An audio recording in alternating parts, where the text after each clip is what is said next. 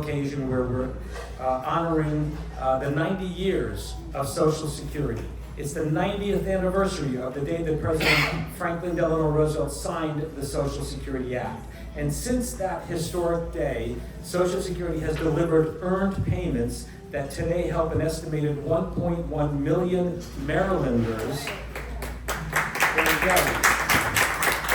stay financially secure. And we're proud to honor that legacy while also calling attention to the importance of strengthening and protecting Social Security for the generations to come. After all, it's our money and we earned it. And I'm now going to turn the microphone over to our state president, David Conway.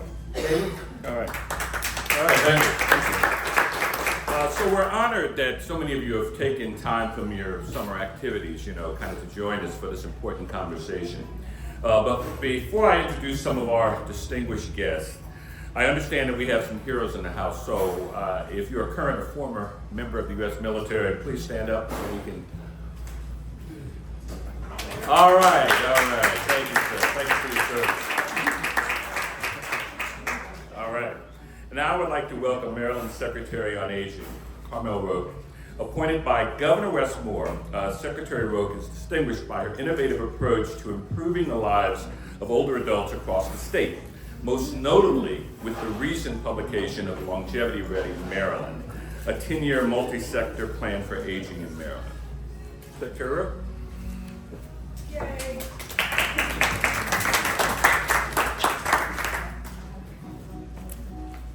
Good morning, everyone. It's great to see you here. And it is really an honor to be here to join with you to celebrate the 90th anniversary of the Social Security Act. I love this phrase, after all, you earned it. And I have to tell you that I had two monumental things happen in July. In July, I turned 70, and then in August, in fact, this week, my first Social Security check landed in my bank account. And that was very reassuring. And that actually concerned me to think that here I am, an older person who's worked, since I started babysitting when I was 16 and waitressing when I was in high school and college. I've worked for many, many years, but it actually, in the back of my mind, was, am I actually going to get this check? Is it going to be here for me? And now I talk with my children who are in their 40s. Is it going to be here for them? And my grandchildren who are young teens, will it be there for them? And part of my role as Secretary on Aging is to be here in this moment now and to work to ensure that that is in fact going to happen. The stakes are really high in Maryland right now. We are in a time of economic constraint, I guess is the way to put it, and there have been some federal actions that are also pretty destabilizing for older people and people on fixed incomes. So we know that Social Security provides a significant portion of the income that many older people rely on to meet their basic daily needs. And we know that one of the things that's recently happening is with the cuts to Medicaid and to the nutrition programs in Maryland, that people are having a harder time finding ways to really make ends meet. So we're working hard to take our state dollars, thus we have a Maryland Longevity Ready plan, take those state dollars and those federal dollars and make them serve the older people of Maryland in ways that really mean the most to them. Affording housing, affording nutritious food, affording health care. Those are all things that are outlined in the Longevity Ready Maryland plan, which is our 4-year state plan, and it's also a 10-year plan looking ahead. And I would recommend that if you just feel like you don't have enough to do one day, or not, if you're interested, to go to longevitymaryland.gov. So one of the great things that I get to do as Secretary of Aging is to give proclamations out. And my granddaughter, when she was a little younger, she actually thought, "Oop, hello. Or maybe press it again. Hello. Okay. She actually thought that that was my job, that I was the proclaimer, and that what I did was I proclaimed all day long. And this started because one day there was a proclamation in the back seat of the car that I was going to give, and it was like, "Oh, Grandma, what is this? Oh, that's a proclamation. Are you the proclaimer?" "Yes, I am the proclaimer. So let me proclaim." Here it is. It's very beautiful, as you can see. And I'm actually going to read what it says. So, whereas August 14th, 2025 marks the 90th anniversary of the Social Security Act, signed into law in 1935, establishing one of the most enduring institutions in American history. And whereas for 9 decades, Social Security has transformed the lives of millions of Americans by providing critical financial protection for retirees, people with disabilities, surviving spouses, and families. And I'm going to editorialize for a minute. I don't know if everybody realizes how comprehensive the program is in terms of who is covered. Whereas Social Security has become the foundation of economic security for generations of Marylanders, helping individuals live better, more secure, and enjoyable lives in retirement with dignity and independence in their later years.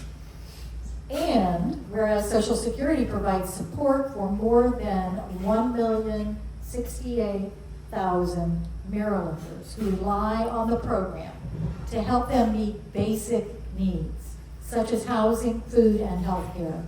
And whereas Social Security contributes significantly to Maryland's economy, generating nearly $23.6 billion annually in economic activity. And whereas Social Security is earned by workers over a lifetime of hard work through the contributions they made from their first paycheck to their last. Whereas Social Security provides peace of mind to people across all walks of life, regardless of income, background, or political affiliation.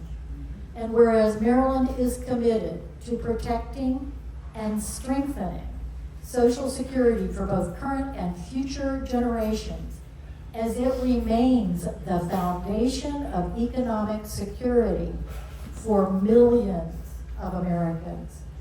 Now, therefore, Wes Moore, Governor of the great state of Maryland, does hereby proclaim August the 14th, 2025, as the 90th anniversary of Social Security in Maryland, and commends this observation to all our citizens. So congratulations to all of us for our hard work, for paying into the system, and for ensuring that it is going to be here for future generations. Thank you.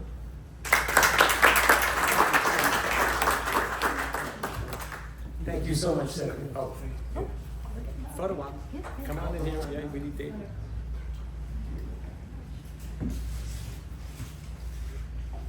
Oh, one more. Thank you, Secretary, for the great work you've been doing for the last couple of years with your staff. You have outstanding staff. And Longevity Ready Maryland is a really important aspect of what you have done. It's the concept that we're going to be thinking about what happens over the next few years as we age, because we know we're an aging society, and there's nothing wrong with that. Actually, the alternative is much worse. With that, let me just turn now to the next guest I would like to introduce to you. We are very honored to have Senator Mary Beth Carrozza. She represents the District 38C, covering parts of Wycomico, Worcester, and she's in the House of Delegates since 2019. And so I'd just like, oh, you're here, good. Thank you very much for coming. I really do appreciate that. Absolutely. Yeah. Good morning. I'm Senator Mary Beth Carrozza, and the Senate District includes all of Worcester County from the Delaware line to the Virginia line, all of Somerset County, which includes Smith Island, where you have to take a 50-minute boat ride to represent your constituents there, and more than half of Wycomico County, and I'm very blessed and humbled to represent it. I first wanted to thank AARP Maryland and especially Larry Walton for this invitation. And I want to let you know your advocacy, because I'm looking around the room, and so many of the people in this room are involved in other activities in the community. And I want to thank you for that, whether it's the veterans organizations, whatever that might be. I see you all out and about. But I also know many of you have taken the time and have come to Annapolis to advocate. Larry usually comes up at least once or twice a session, with constituents from this area, and I can tell you that makes a difference. It's important that we are celebrating the 90th anniversary of Social Security, and I just wanted to share with you, many years ago when I was a congressional staff member, my boss was very clear on prioritizing casework for our constituents, and we spent a lot of time helping individuals sometimes navigate securing their Social Security benefits, which you all have earned. So I want to just put out there that in addition to you all earning through your hard work over the years these benefits, sometimes there are little roadblocks, and some of us, even though, as we know, those cases are handled at the federal level, Delegate Hartman and I work very closely with Congressman Andy Harris and our U.S. senators if there's casework involving any assistance you might need. So I did want to remind you of that. And I also wanted to let you know, on a personal note, my parents, I'm very blessed, Mary Pat and Tony Carrozza, they're both 86. They live in the park in Ocean Pines, and I'm trying to spend a fair amount of time staying with them. I make a point in saying not living with them, but staying with them, because you really do see the challenges as your parents age. And knowing that Social Security provides just that security, that additional support really is important, especially as we age. So I think it's always important when we have these 90th anniversaries, and we had the Proclaimer and the Governor's Proclamation, which it was important to recognize that, but we also personalize it, and that you also know that your representatives at the state level also want to support you with that as well. So I really appreciate this opportunity to be with you, and let's hear it for 90 years for Social Security.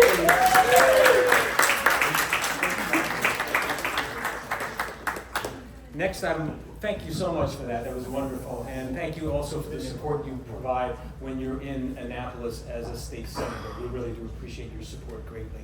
And it is my pleasure next to introduce Delegate Wayne Hartman. Also, I want to thank you very much for being with us today. You had a lot of choices of things to do today, but you did the right one. So thanks for Well, thank you. It is a busy time. I don't know if you noticed all the people in town. MACO, the Maryland Association of Counties, is here, so it's definitely a busy week. But I want to thank you for the opportunity to be here. It's funny, I see pictures here of us who are here. It reminds me, in my office in Annapolis, I have a picture of Larry, so when he comes, my staff knows to tell them that I'm busy or something. But the other people are always welcome, but with Larry, it's a little different. But he can't even remember my name, so we have a running joke here. But I'm excited about the 90th birthday of Social Security, and I can tell you in my position, even though it's a federal program, there's a lot I think we can do to help make sure that Social Security stays. I'm 57, so I'm thinking, okay, this is the 90th birthday. I'm really hoping for like the 125th birthday of Social Security. So that way I know there's enough money there to cover me. I learned how to find Social Security app, and after this I'm gonna go out there and look, get in the truck and figure out, if I retire at 63, how much I'm gonna get. So I got a lot of good information here this morning that I can't wait to put in play myself. But anyway, I mentioned about things we could do in our role, and one of the things, Maryland's always been relying on the federal government for jobs, and as we know, the federal government is shrinking, right-sizing, whatever you want to call it. Maryland really needs to do things differently to attract the private sector. The Secretary mentioned how we're in fiscal constraint right now, and that doesn't necessarily have to be the case. If you look at our neighboring states, Virginia, they're prospering, and it's because of the private sector, and it's those private sector jobs that are going to keep funding Social Security. We need to get more people in the workforce to pay. It's like the pyramid thing. You have people paying into it so that we can continue paying benefits to those who are there. So, there's different approaches we could take, but I really think growing the private sector, and as far as retirees, I think it's important that we do things differently to keep our retirees here in Maryland. If you look at our neighbors in Pennsylvania, a lot of people think a retiree there because of the lower taxes and so forth. So I can tell you, I personally sponsored legislation to help retirees lower the tax rate for retirees in Maryland. It's an uphill battle, I can assure you, because of the financial constraints Maryland have. But my time there, I'll certainly continue to advocate for lower taxes for retirees and growing the private sector so that we can have people continue in the workforce and making sure that Social Security is there for years to come. I left an end of session letter at the front desk. It has all my contact information for the office. So unfortunately, I know there's some people here from Delaware that we can't help. But the biggest thing I really enjoy about the job is helping people when they reach out to the office. So whatever it is, whatever state agency, whether it's an issue with the MDA, something from the comptroller's office, whatever it is we can do, don't wait until you get frustrated. Use our office, Senator Cruz and I, use our office as an asset. When you're having a problem, reach out to us. Don't get frustrated. Unfortunately, our emails get answered a little quicker than yours. It shouldn't be the case, but it is. Let us help you get the answers you need. Let us help you, however we can. So I have end of session letters back there. I know we're a few months past session, but if you're interested in getting one, take one. It's a good summary of what happened this year in the legislature, and reach out to our office if you want to continue getting those. We'll certainly do that for you. So thanks again for the opportunity to be here, and look forward to hearing from you.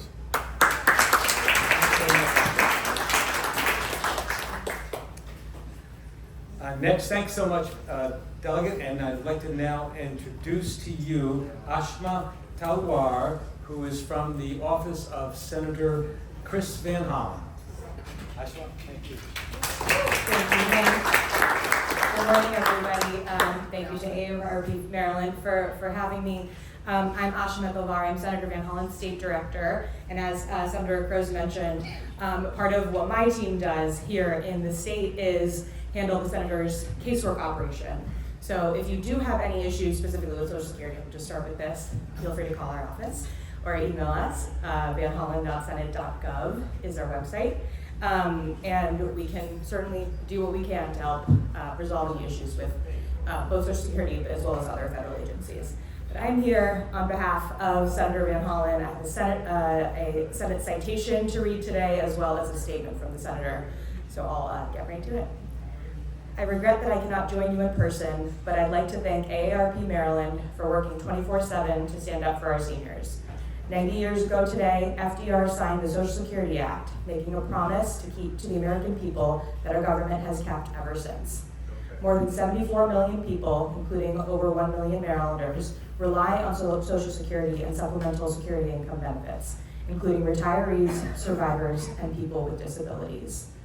These benefits keep millions of Americans out of poverty, including nearly 1 million children. Donald Trump pledged he wouldn't harm Social Security, but in the earliest days of his presidency, he unleashed Elon Musk and Doge to take their chainsaw to the Social Security Administration, which is headquartered right here in Maryland. They pushed thousands of dedicated, hardworking civil servants, rendered the website inoperable, and created a mess of the phone system, leaving people unable to get basic information. If you can't access your benefits, they become an empty promise. And the actions taken by the Trump administration are a part of a larger campaign to undermine confidence in Social Security and sabotage it from the inside. Trump lied to a joint session of Congress when it claimed Social Security was paying out millions of dollars to dead people. His billionaire cabinet cronies claim Americans wouldn't notice if they missed a Social Security payment, and admitted that the new Trump accounts created in their big ugly betrayal of the bill were a backdoor for privatizing Social Security. And they have maligned Social Security as a Ponzi scheme, when it is, in fact, a promise that has been kept for 90 years. I want you to know that I'm proud to be your partner in our mission to protect and strengthen that promise so that it is kept for another 90 years and beyond. Thank you.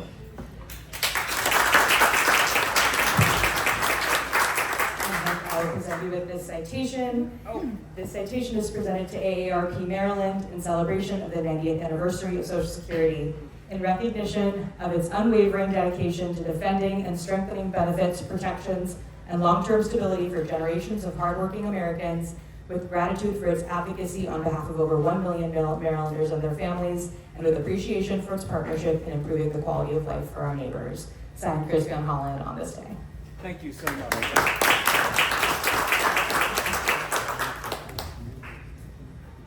Thanks so much, and appreciate that so much. And we have next with us Mary Handley from the Office of Comptroller, Brooke Learman, who is right here. Good. Here you are. Thank you. Good morning, everyone. Good morning. This is a very special day. My name is Mary Handley. I work for your comptroller, Brooke Learman, and she is so sorry she could not be here today, but understands and is happy to celebrate this anniversary and understand that we have to keep Social Security alive and well for future generations. It plays a very important role in the economy of our state and our nation and helps many, many people. To that end, when the comptroller was elected, she made sure there were regional engagement officers in every region of Maryland. I'm her representative for the Eastern Shore counties, but also she enabled each of us to have a statewide area of expertise. Mine is aging, so I serve you and the comptroller statewide on behalf of Maryland's older persons, 55 and older. And so my job is to advocate for you to the comptroller and vice versa, to take her mission to you. And I'm so happy to do so after my last profession, serving seniors through the Department of Aging. I'd actually like to extend this proclamation, and we have the proclaimer here, but I think I'll give it a try. Go right ahead. From the Comptroller of Maryland, be it hereby known to all that this certificate of recognition is presented to AARP Maryland in celebration of AARP Maryland and its accomplishments highlighted during the 90th anniversary of the Social Security Act, which helps more than 1 million Marylanders.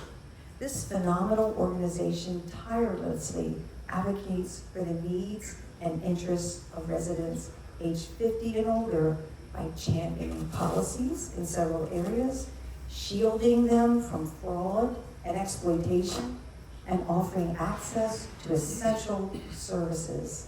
My sincere gratitude for its contributions and best wishes for continued growth and success. Presented this 14th day of August, 2025. Thank you.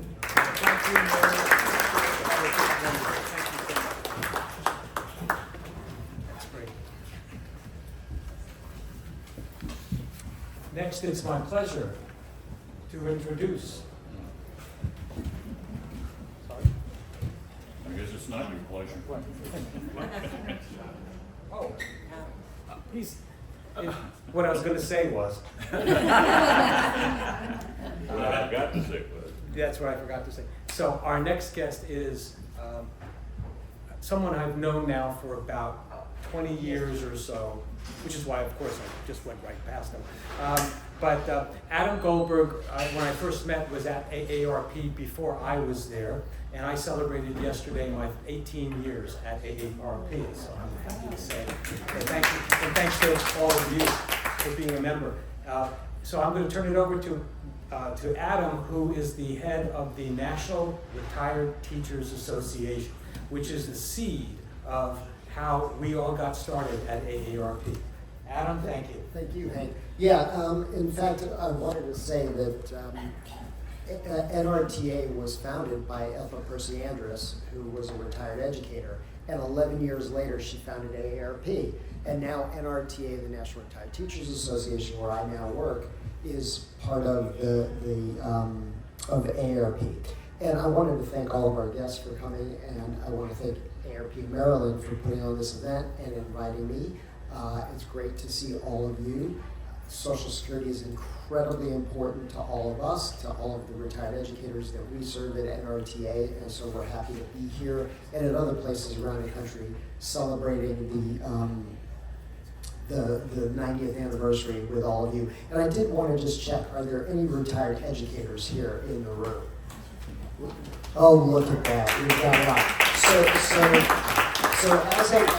as I wrap up, thank you for your service. I want to say, before we get done, I want to see all of you. I want to take a picture with you. So, for our newsletter. But we really do appreciate all of you coming, and thanks again to AARP Maryland. And we're going to continue our celebration of the 90th anniversary of Social Security. Oh yes, and you did see the bags on your chairs. Thank you for reminding me. Please, those bags are fantastic. Take one. Thank you. Thanks, Hank. Thank you, Adam, and I'm turning it over to our state president, David Connor. All right, so it's my great honor to introduce my longtime friend, Tony Trinkle, who is a member of AARP's Executive Council and a healthcare IT consultant. He's also the host of a podcast called Health Biz Talk. Tony's a retired member of the federal government's senior executive service and held leadership positions at several agencies, including serving as Deputy Associate Commissioner at SSA and Chief Information Officer at CMS. After retiring from federal government, he worked for 4 years as a senior healthcare industry expert for IBM's federal and global teams. So, take it away, Tony.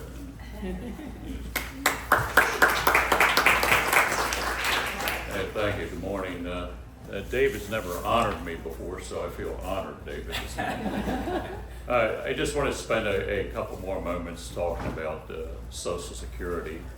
And it's appropriate that we're here in Maryland, because Maryland has been the home of Social Security administration since it started, because when Social Security started in 1935, when the law passed, there was no room for an office building in DC. So actually there was a building in Baltimore called the Chandler Building that became the home of Social Security in downtown Baltimore. And of course, a little bit louder, Tony. well, I just got knocked off here. I got a back one. Okay. It moved to Baltimore, and ever since it's been in Baltimore. So, how many people today are receiving benefits from Social Security? Okay, great. How many people are here today are paying into the system right now? Well, therein lies your problem, as you can see. So we have 69 million Americans who receive Social Security benefits today. 183 million Americans pay into Social Security. And our motto here at AARP is, we earned it, now we want to protect it.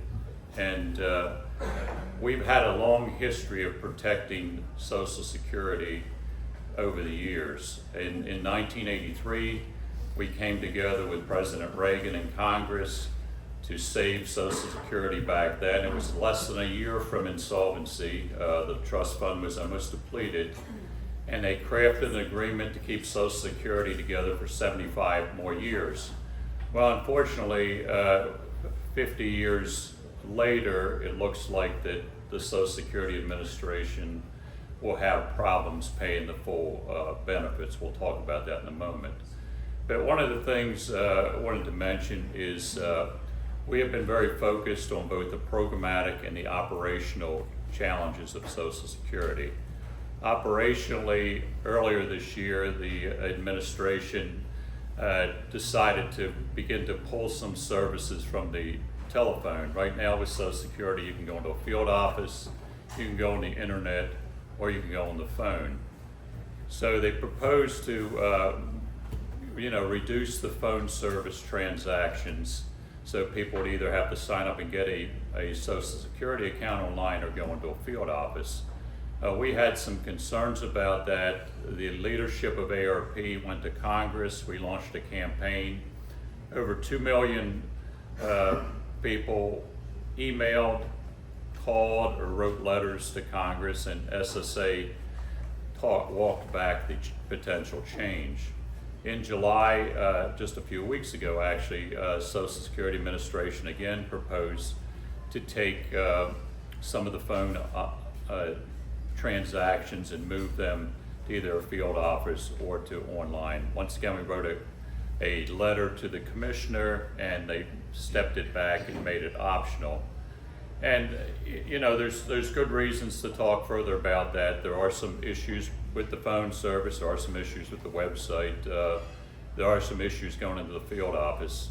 But at AARP, what we'd like to do is make sure that you can get the service you want as you need it. Not everyone can use the internet and use the account.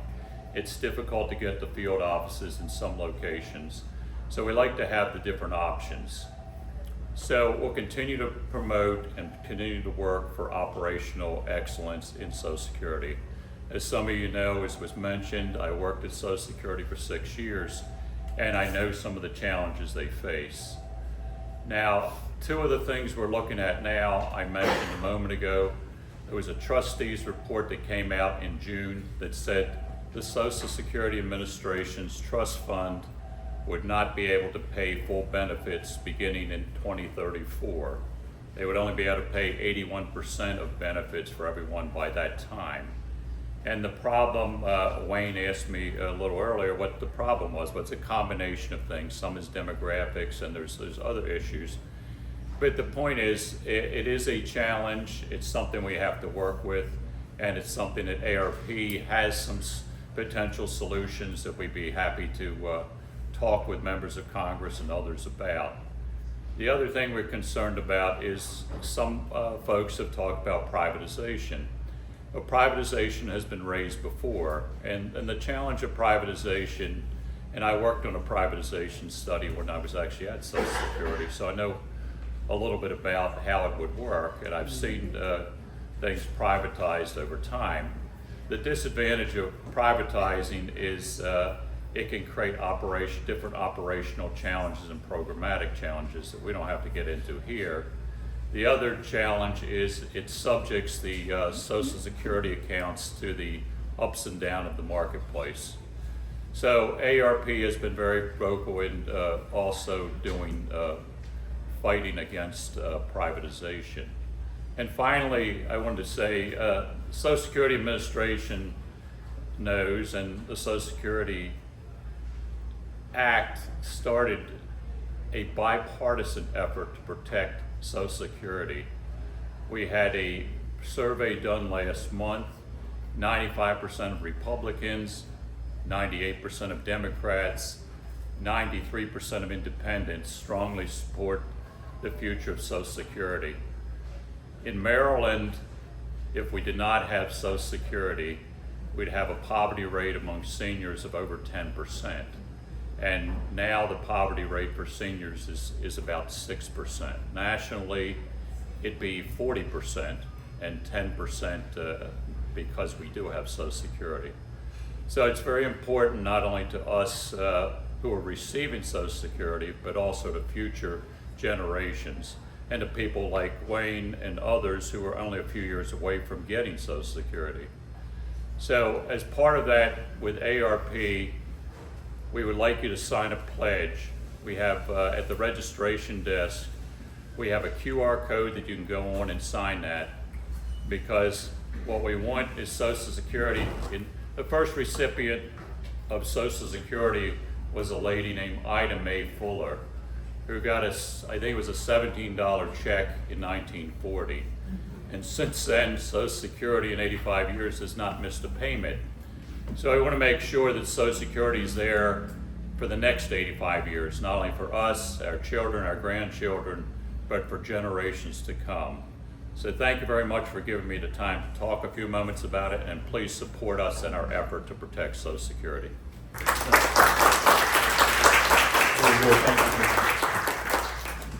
Is this the portion where we open it up for Q&A? And you're going to take the microphone to whomever has questions? Actually, we only have one mic, so just raise your hand and I'll come and check. Okay. So if there are any questions for our panel and our speakers, please. Do we have to take? How about bringing the mic? How long does the average person who draws Social Security has taken all the money that he has put in? Now, am I explaining myself correctly? In other words, I go on Social Security. Okay, I heard that after 7 years, I've already used up everything that I put into it, and now I'm on the government roll. Is that still true? Is it 7 years? For the, I know it would depend on how much you put into it. Well, right. It depends on how much you put into it. So I don't have that exact figure. It depends on how much you put into it. I mean, some of us have. I started putting money in when I was 16 and got my first job at G.C. Murphy's in Catonsville, Maryland, and so I continued to put money in for the next 50-some years. I don't know. Other people may have put money in longer, but so I don't think there's any rule of thumb that says 7 years you've taken out everything you put into it. But that's not the way the program is set up either. It's set up to help people regardless of what you put into it. Yes. I have somewhat of an answer. I'm a retired enrolled agent in CPA, and I retired in 20. So as of 20, this was true. That if you waited till 70 to start collecting Social Security, if you lived to the right wonderful age of 85, every check you got after that would be on the government and not out of your money. So Well, I think there's a little bit of confusion here. There's some question about when the best time is to take Social Security. So if you take it at 62, you basically will start, it becomes a deficit when you hit 76. And when I say deficit, I don't mean a deficit from the government. I mean you would earn more if you lived beyond 76 and waited until 70 to collect it. So I think sometimes there's some confusion about that, but in terms of what the government takes in and what we take out, remember, Social Security is not just one program. It's retirement, it's disability, survivors, it's spousal, and there's SSI, so there's different programs. So I can't just make a general statement about when you start breaking even or not. You personally, yes, but not the government. Yes, there's a question back there. Yeah, I actually have a point of clarification. I worked for Social Security Administration from 1975 to 1980, and I just retired 13 years ago with Health and Human Services in budget. But when you say that how much you paid into and then the rest is the government giving you, the money is not coming from the government. Correct. All the money that's paid into it by everybody on the Social Security that's paying into FICA taxes contribute to a trust fund. Correct. That's and correct. That trust That's fund is exactly. not government money, it's your money. Correct. Okay? That's so correct. Let's be clear, it's not the government that's giving you the money.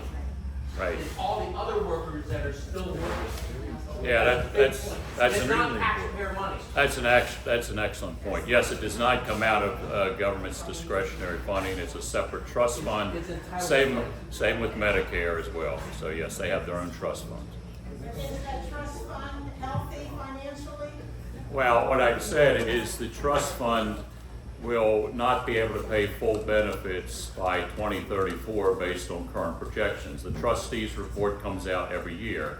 What it will be able to do is continue to pay money because people continue to put money into the trust fund. It just will not be able to fund 100% of the projected benefit needs in 2034. And that's because of the, sorry, and that's, you can assume that's because of the generations below us.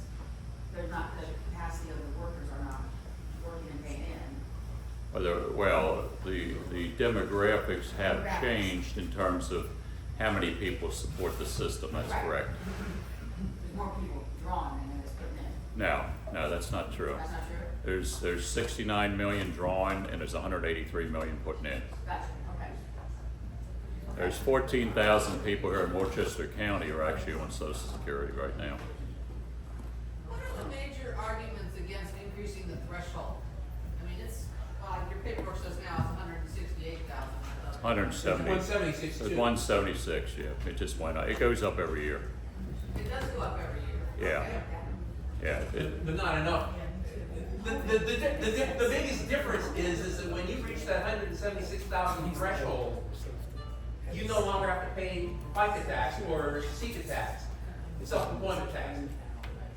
People who are earning $1 million only have to pay taxes up to 176,000 of income.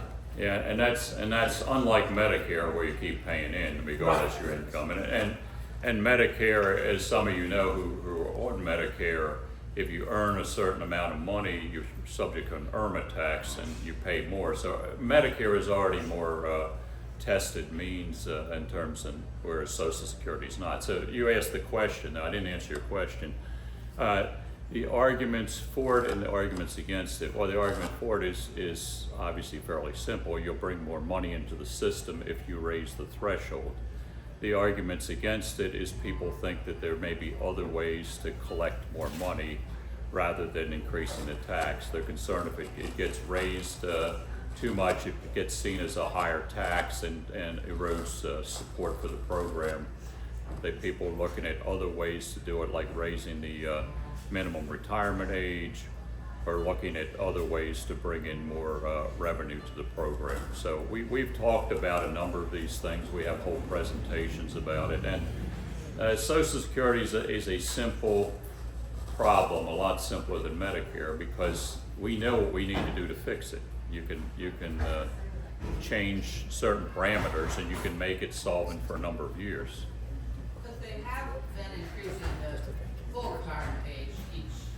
Yeah, the agreement that was reached by President Reagan in Congress in 1983 gradually raised the full retirement age from 65 to 67 for those born after 1959 or later. So yes, and that was enacted in, like I said, 42 years ago. Yes, I have a question there. Can you just give me those numbers again on how many are paying in and how many are taking out? 69 million Americans are getting benefits. Now that includes all the programs, not just retirement.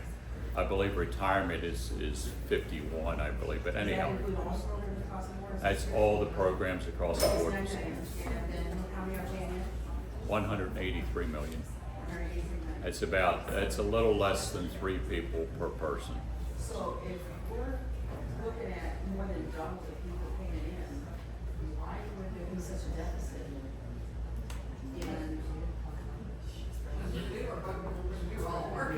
Well, because Those people are gonna retire too. because there's a variety of reasons. One is that people are living longer.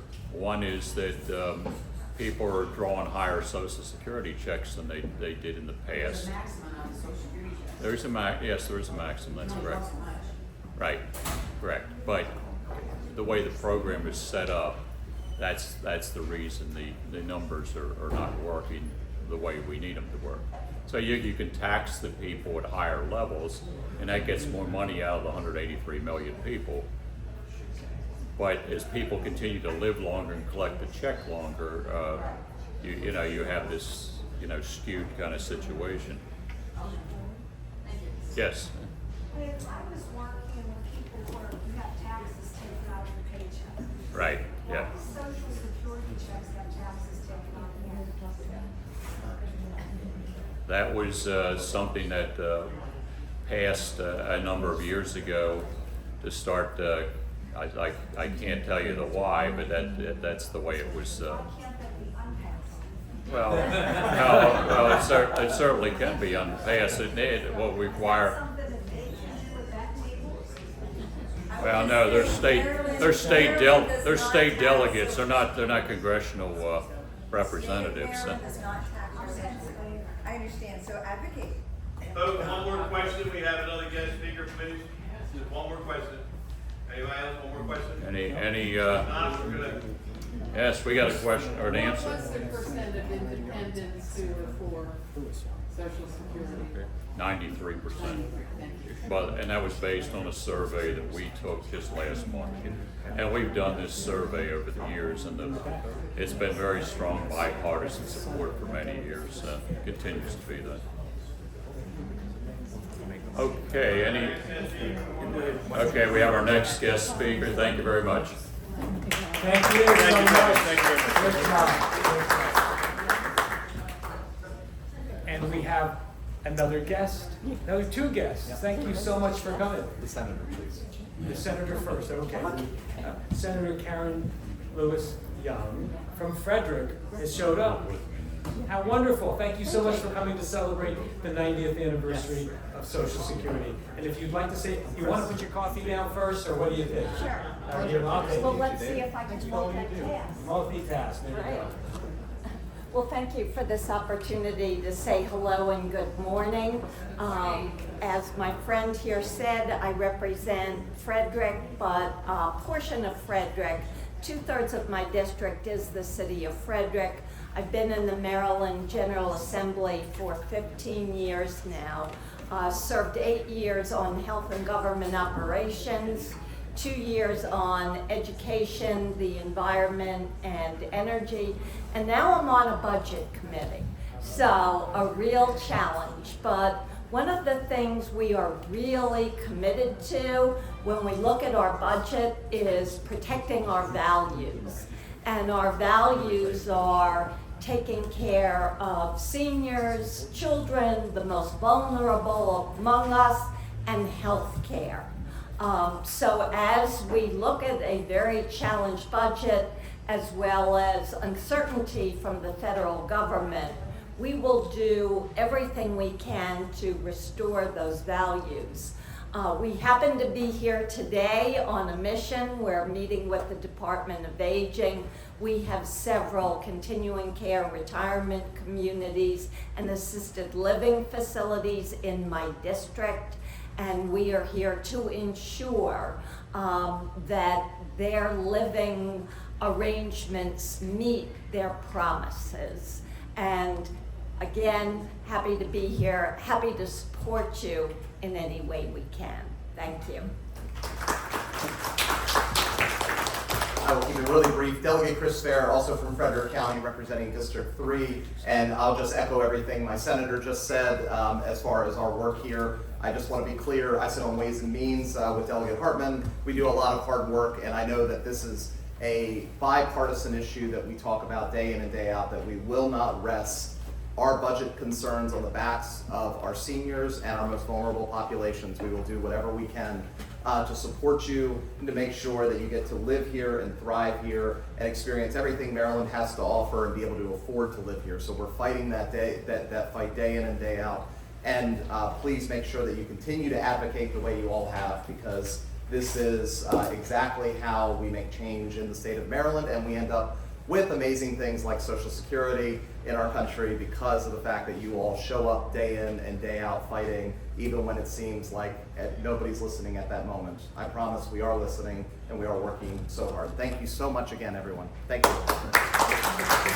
Thank you, Delegate. Thank you, Senator. Really appreciate you stopping in to say hello. And with that, I think there might be more food. So that's the most important words I could have imagined in closing. But thank you all very much. And thanks to all of our dignitaries who showed up today.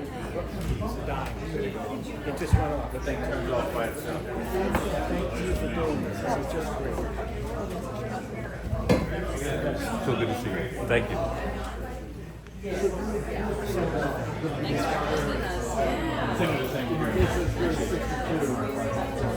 Thank you so much. That was awesome. Appreciate you being here. Anything, anytime. Okay. There's my card. All right. If you need an extra Beautiful. voice or hand or whatever, I will be there. Or hopefully she'll be there. Folks, we have a special reading.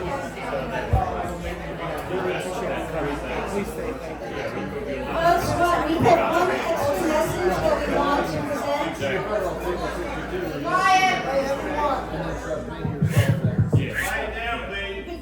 Just hot off the internet, we have a special greeting today from our CEO, Dr. Raisha Minter Jordan. I'm sorry, she's new and I'm old, and I bundle names badly. But here she is, our new CEO, here to share her greetings for everybody. And then when we're done here, we'd like everybody to grab one of our Social Security fans and get a big group picture out front.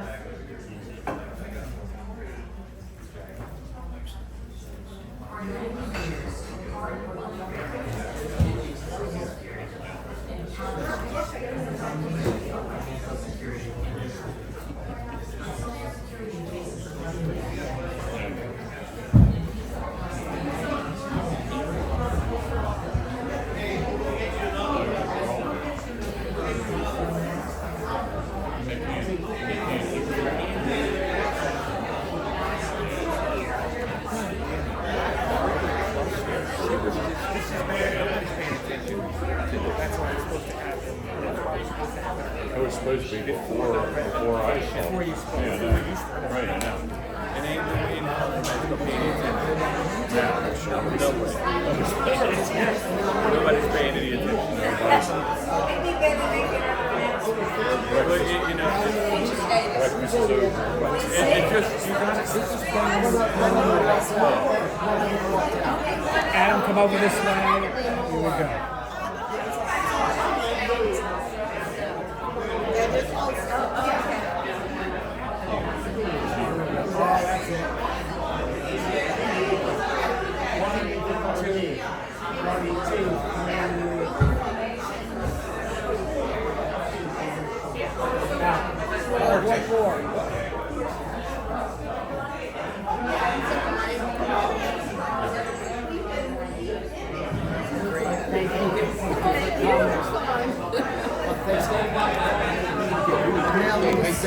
Oh, good to see you.